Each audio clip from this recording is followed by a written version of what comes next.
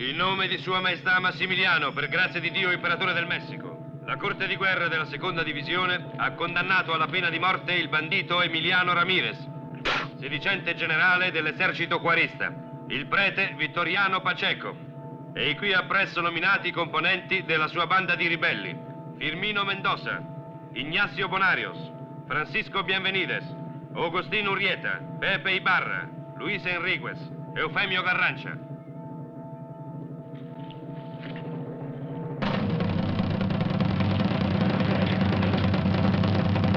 Pelotone pronti!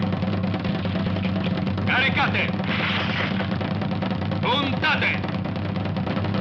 Fuoco!